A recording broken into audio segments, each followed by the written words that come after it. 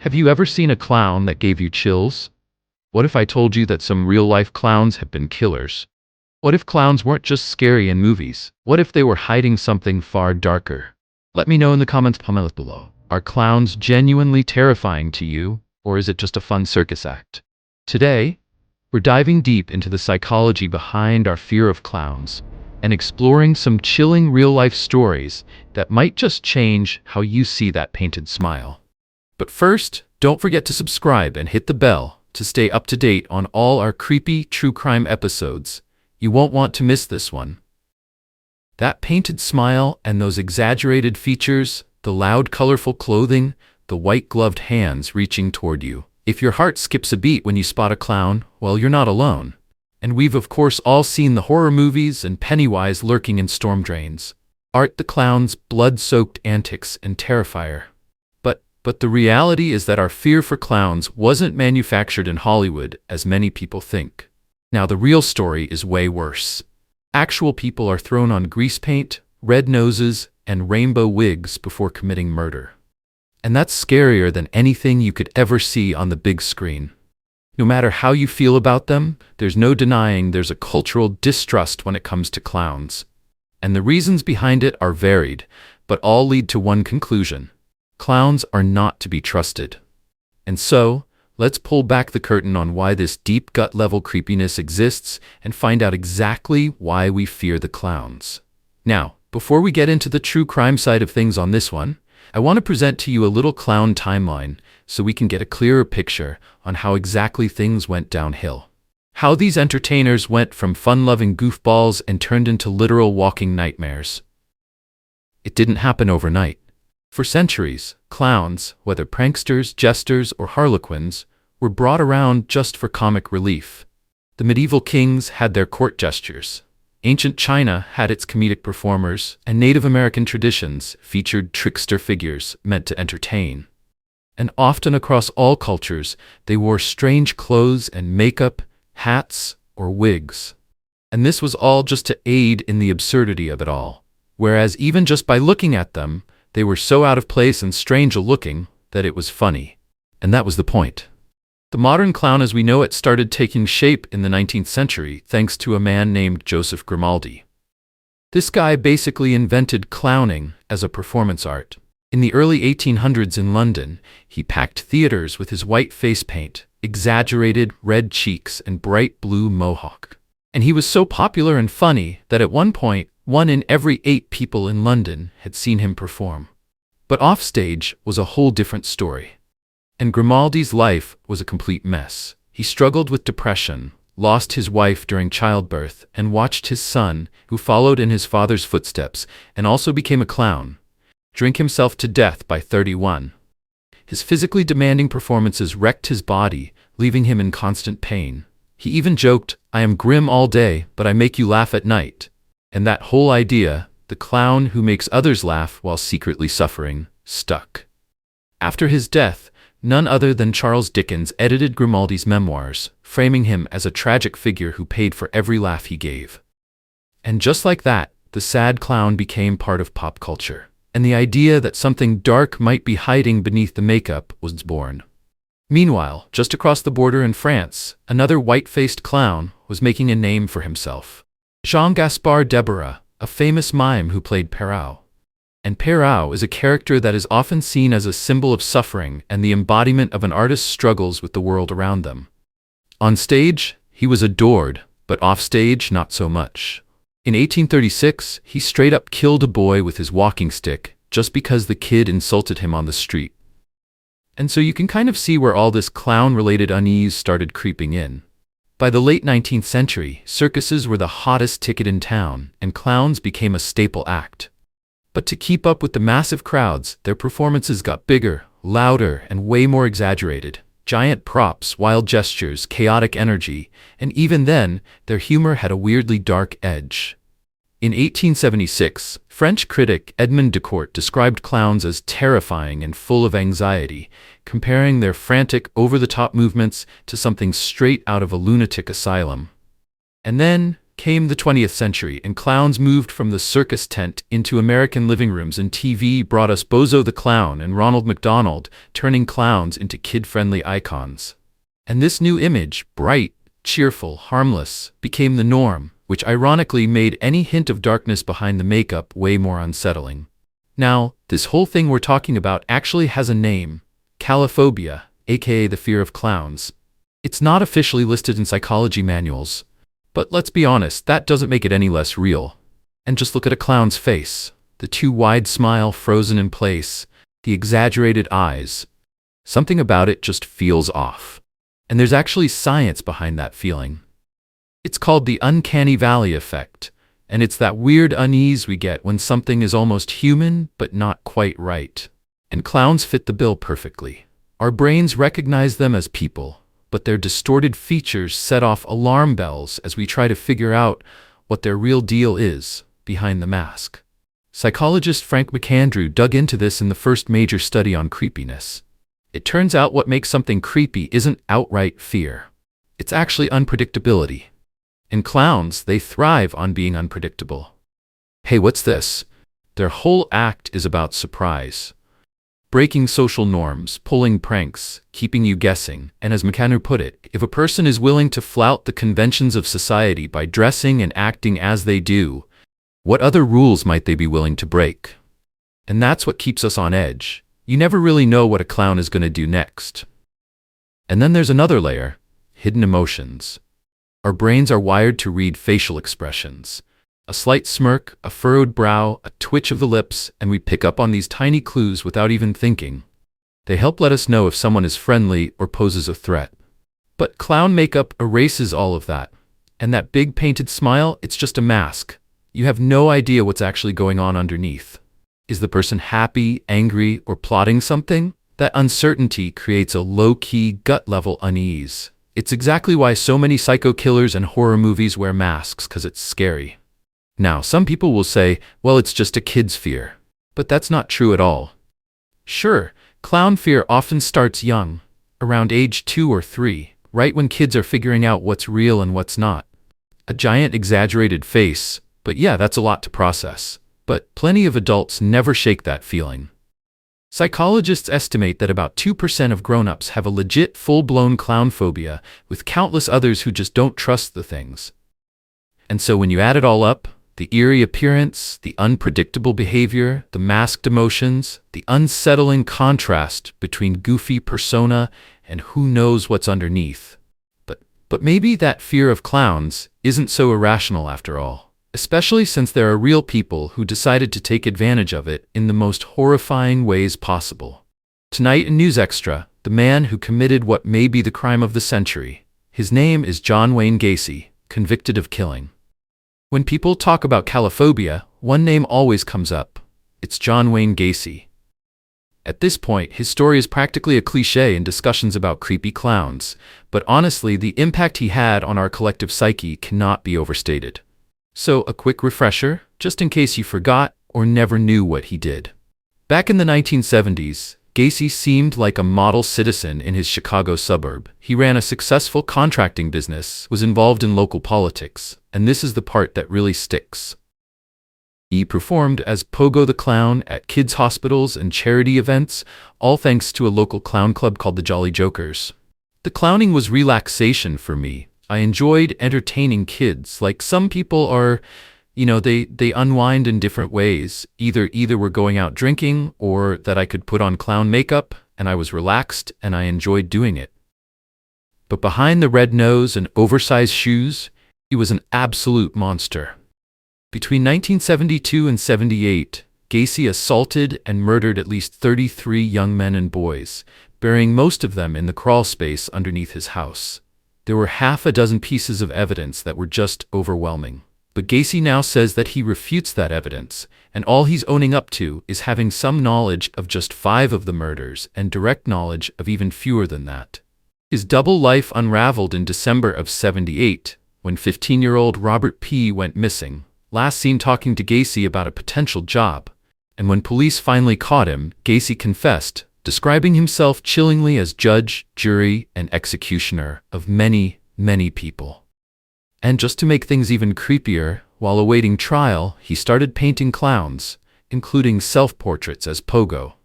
Even after his crimes were exposed, well, he clung to that clown persona like he enjoyed the horror it caused. When I got into clown makeup, I regressed in the childhood.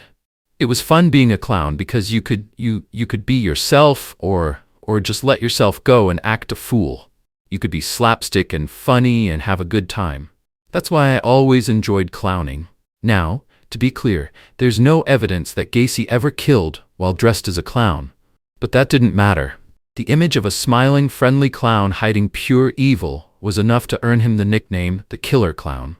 The media ran with it.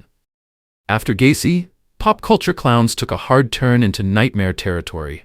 In 1986, Stephen King introduced the world to Pennywise, and it a shape-shifting entity that literally feeds on children's fears. The poltergeist clown scene. That was 1982.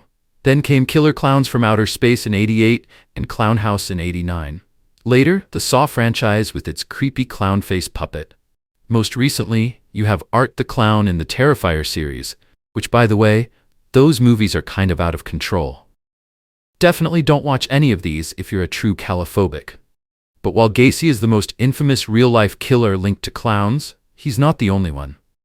And there have been others who blur the line between circus fun and real-life terror. And their stories, they only add fuel to the fear. On a quiet Saturday morning in May of 1990, in Wellington, Florida, a wealthy and peaceful town, 40-year-old Marlene Warren was having breakfast at home with her son Joe and a few of his friends. And Joe was recovering from a broken leg. So when they spotted a clown walking up the driveway holding balloons and flowers, their first thought wasn't fear, it was curiosity. Maybe it was a cheerful get-well delivery for Joe. When Marlene went to answer the door, the moment she opened it, everything changed.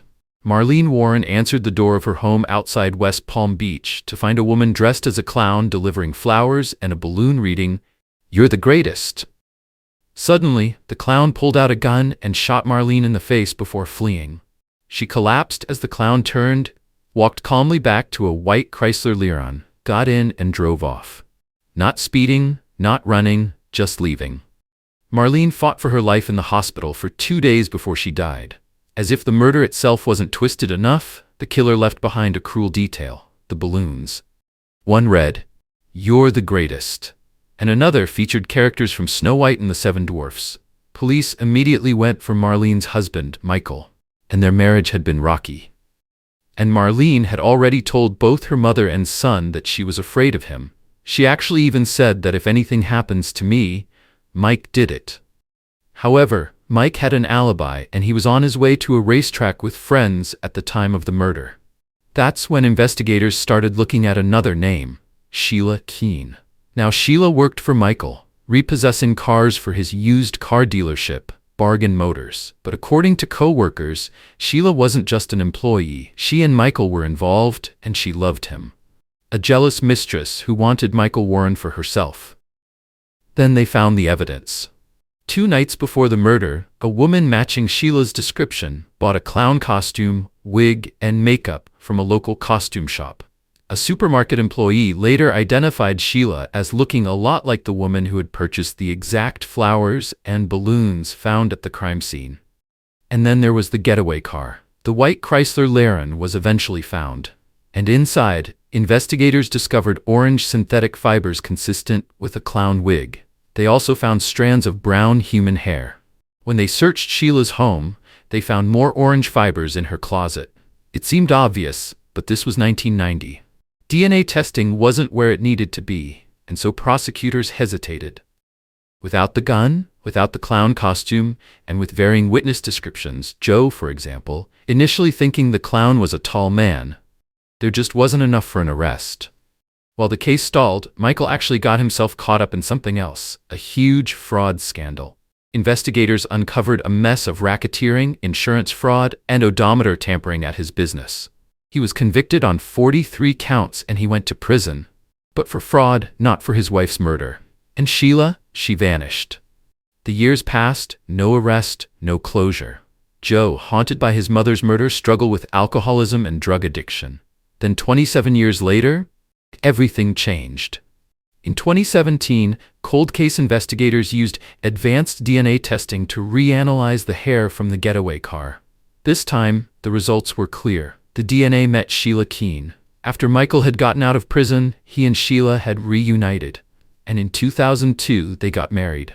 They've been living under the radar in Tennessee, running a restaurant called the Purple Cow. That's where police found her. And Sheila had changed her appearance, gone blonde, and everyone in the community knew her as Debbie. But the past has a way of catching up with bad people.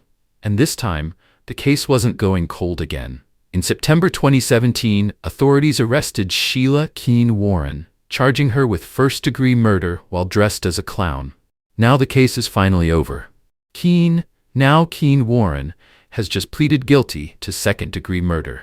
In a more recent case, on a late night in May of 2018 in Holly Hill, Florida, Little Caesars employee Heriberto Feliciano was wrapping up his shift, just about to head home. But as he was about to step out the back door, he was ambushed. A man in a grotesque clown mask came out of nowhere, swinging a wooden post with so much force that it broke over the man's back. Before he could recover, the attacker went in with a pair of scissors, aiming to stab him. Feliciano had no choice but to fight back. He pulled out his legally concealed firearm and fired several shots, bringing the attack to an abrupt end. When police arrived, they found the masked man lying in the parking lot, scissors nearby, the clown mask still on his face. He was identified as 53-year-old Jesse Coggins from North Carolina. Medics rushed him to the hospital, but it was too late. He didn't make it. Security footage later showed Coggins lurking outside the store before the attack. The cameras inside even captured the initial assault, though not the shooting itself. Anyway, police later ruled it as self-defense, but this case illustrates just how deeply unsettling clowns have become in the public psyche. And that mask was a psychological weapon. The attacker chose it for the fear factor, knowing it would add a layer of horror to the assault. That's why chalophobia isn't just about creepy circus performers or Hollywood horror movies. When people start using clown disguises to commit violent crimes, the line between irrational fear and real danger starts to blur. One of the biggest clown-related freakouts that reached the masses, which you might remember, happened in 2016 when the so-called creepy clown crisis took over America. Then it spread to parts of Europe, Australia, and Canada.